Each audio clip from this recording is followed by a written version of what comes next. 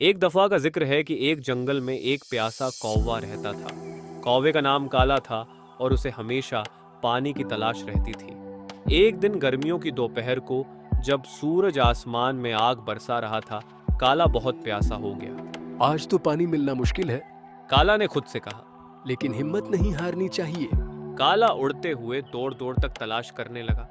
बिलाखिर एक छोटे से गांव के करीब एक खंडर में उसकी नजर एक पुरानी बोतल पर पड़ी। बोतल आधी पानी से भरी हुई थी, लेकिन पानी बहुत नीचे था और काला अपनी चोंच से पानी तक नहीं पहुंच पा रहा था। ओरे नहीं, काला परेशान हुआ। काश कि मैं ये पानी पी सकता।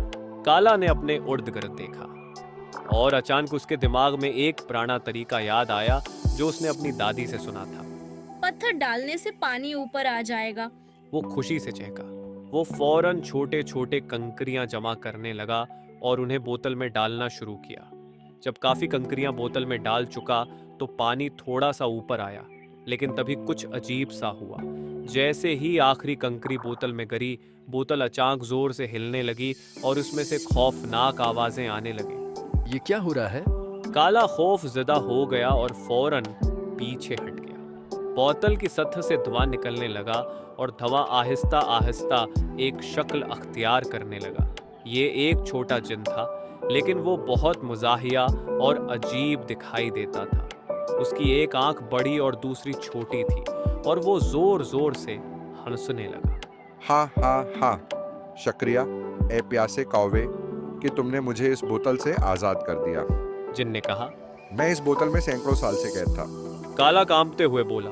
लेकिन मैं तो सिर्फ पानी पीना चाहता था। जिन ने हंसते हुए कहा।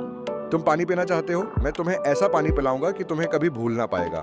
काला खौफज़दा हो गया, लेकिन जिन ने अचानक अपनी उंगली घुमाई और सामने एक बड़ी भरी हुई पानी की बाल्टी नमोदार हो गई। ये लो, पी लो। जिन ने हंसते हुए कहा। काला हैरान हो गया, लेकिन वो बहुत प्यासा था। उसने जैसे ही बाल्टी के करीब जाकर पानी पीने के लिए अपनी चोंच डाली, पानी का रंग बदलने लगा।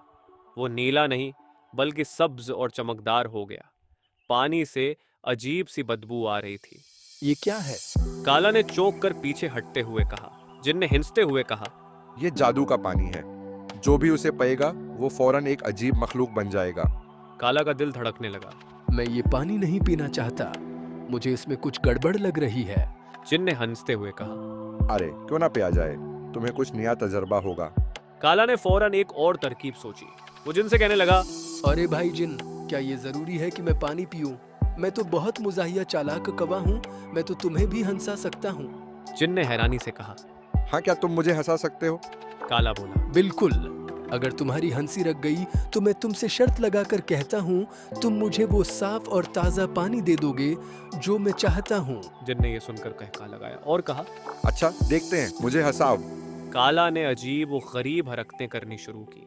वो अलटा लटक गया, हवा में उड़ते हुए अजीब शक्लें बनाई और अपने परों से मुजाहिया अंदाज में तालियां बजाएं। जिन हंसता हंसता लोटपूट हो गया। वो इतनी जोर से हंसा कि उसकी जादुई ताकत खत्म होने लगी। जिन बोला। बस बस, मैं हार मानता हूँ। उसकी ताकत कमजोर पड़ने लगी और आखिरकार वो खत्म हो गया। काला ने गहरी सांस ली। हाँ, ये था मेरा कमाल।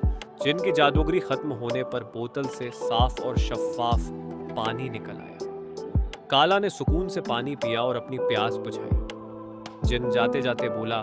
तुमने मुझे शिकस्त दी, लेकिन एक सबक भी दिया कि हमेशा होशियारी से काम लेना चाहिए।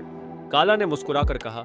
होशियारी और मिजाह हमेशा साथ चलते हैं। ये कहानी हमें सिखाती है कि होशियारी और मिजाह से मुश्किल तरीन हालात का सामना किया जा सकता है। बच्चों, अगर आपको प्यासे कौवे की कहानी पसंद आई तो लाइक करो, सब्सक्राइब करो और शेयर भी करना न भूलना। और अगली बार फिर आएंगे एक और मजे की कहानी के साथ।